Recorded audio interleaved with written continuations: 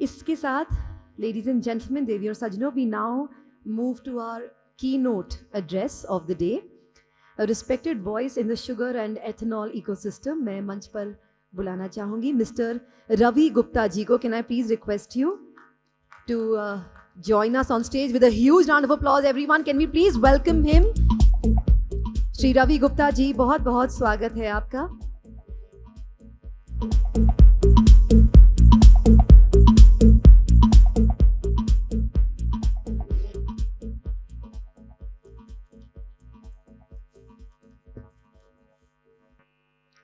It is privileged to be amongst all of you. I hope I am audible now within the.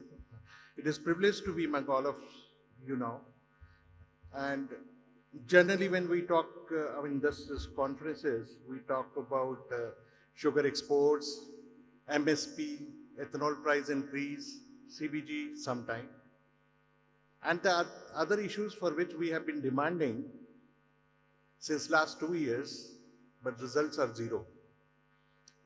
So I'm not going to talk about any of those issues today. What I'm going to talk about, what industry essentially has done to this nation. And I want to talk about the transformation of villages which has happened on account of sugar industry. I want to talk about the farmers who have become from Annadata to Urjadata. Friends, if you see the contribution of sugar industry over this decade, it is has transformed all the villages in India. It has made villages as urban villages, and that has been the contribution. And Annadata has become the Urjadata for sure. And as you have seen in the past, basically the decades are defined with the energy they use.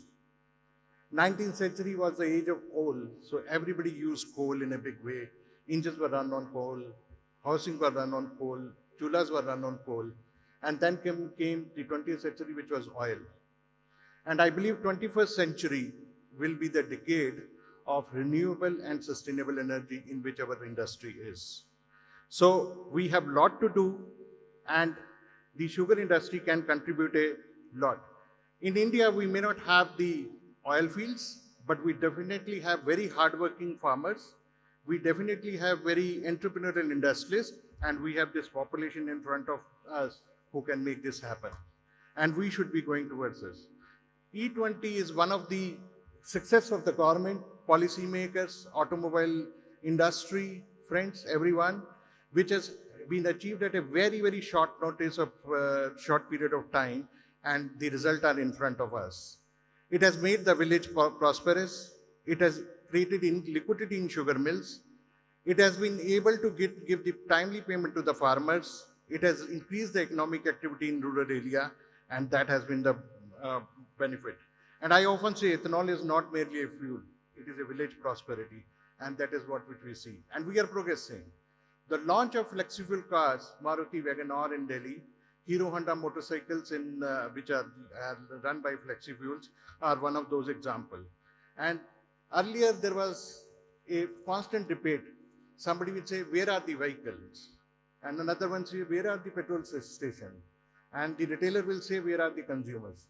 Now we have aligned all this ecosystem, and with the help of the government, policymaker, and the industry and our farmers, we have reached to that stage. And I must say that the flex fuel is just only the one stop, and technology does not alone will create revolution. And who will create revolution? It is our consumer who will create revolution. And we have to be mindful of the fact that we have to be putting the consumer first. There are a lot of misgiving, half-truths about the biofuel, which keeps on generating the media. We have to be mindful of the fact that we do not have to have a confrontation strategy. We have to beat it with awareness. We have to create awareness about the benefit of biofuels, benefit of ethanols on the environment, on the economy for our farmers. And this is the only way we can build the consumer confidence. And this is something, the prime job, as we go higher in the ethanol blending, this is something we'll have to do. And Upalji, this is something, it could be a business opportunity for you. You have the Diggaj of the industry sitting next to you. You have Mr. Deepak Bilani, ISMA, large budget. You have Mr. Prakash Naik Naware. You can get some budget from them and start this in your platform, awareness about the ethanol blending and the benefits of this to the nation, so that we can shut out the voices which are being speaking on the half truths. So another thing for the consumer is that they want value and they want confidence. And the confidence will come when we are able to provide them a value, and with the value will come the confidence. We may not be able to win this war with just sentiments. It doesn't work. You have seen in E20, and this is proven with the facts, that there is no mileage loss as far as come, and even if it is very, very insignificant. Right? We have to continue to love that. There will be people who will still get, वो कहते हैं ना उनको angina होगा चाहे heart problem होना हो, but don't take them to the operation room. Just tell them that their angina is irrelevant. It is not actually the angina. So that work platform like ChiniMandi with the help of ISMA and National Federation should do. Consumer awareness is something which is very, very important. And another thing which I will say is that the time is less, so I'm just rushing my speed. And if consumers save money, and where I am bringing this point is that when we are going to hire blends, we have to price our ethanol commensurating with the mileage loss which is there. We cannot ignore that fact. And I think the government has done a tremendous job in by keeping rupees 20, this E85 lower by rupees 20 in that. And if consumers save money, they will embrace change. And if consumers have confidence, they will become ambassadors of change. And once consumers accept flex fuel technology, its growth in India will become unstoppable. That is the time which I am seeing. Fourth point I would like to just mention is about the debate among the competing energy.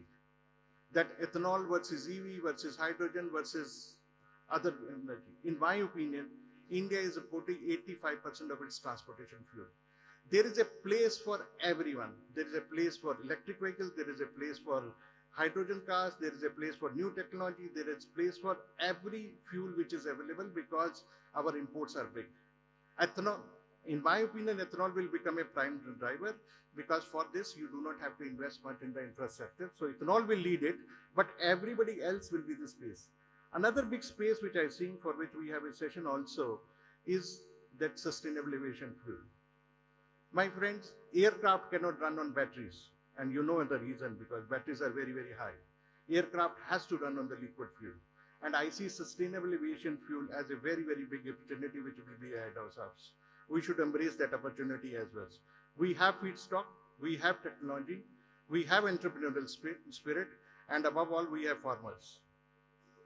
And one of the most important points which I would like to say, sir, that green energy cannot come from a weak industry. If the industry does not have money, how do they invest? How do they go forward? So, if we really want to be successful in sugar industry and green energy, we talk about sustainable aviation fuel, CBG, and so on and so forth, it requires investment. And investment requires confidence. And confidence requires profitability.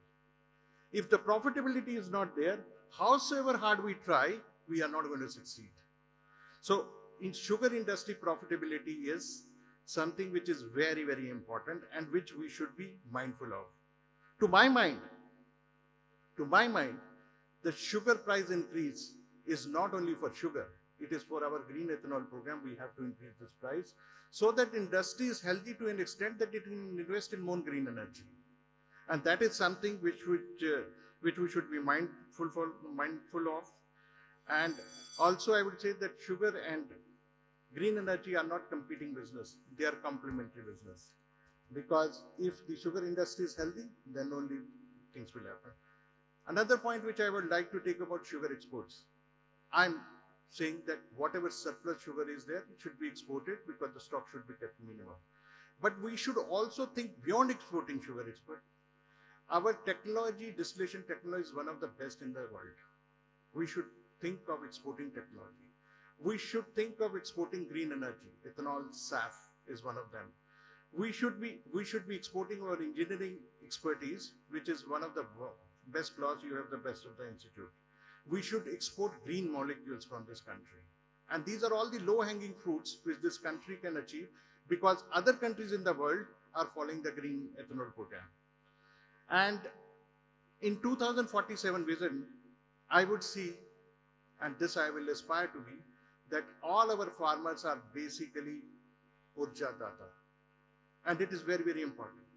One would like to see a country with thousands of compressed biogas plants, with a producer of ethanol, with a producer of sustainable aviation fuel, with a producer of 2G ethanol. Why not? Because with SAF you can produce 2G ethanol. And friends, I'll tell you in the end that ours is not a sunset industry. It's a sunrise industry. And only thing we have to be just looking for the opportunities which are around it and encashing it. In the end, I will conclude. When I was young days, I used to had a club called Yuva Bharati, और उसमें हमने विवेकानंद जी के एक coat में रखा था, उठो जागो और लक्ष्य प्राप्ति तक मत रुको. उसका इंग्लिश अनुवाद है, arise, awake and stop till the goal is reached. And goal is in front of us, my friends, and it is very clear goal. From Annadata to Urjadata, from sugar to sustainability, from village to value creation, and from India being an energy importer to India becoming an energy leader. The journey has begun. The future is bright. And the best days of the Indian sugar industry are not behind us. The best days are yet to come. Thank you very much, and I wish a great success to the conference. Thank you very much.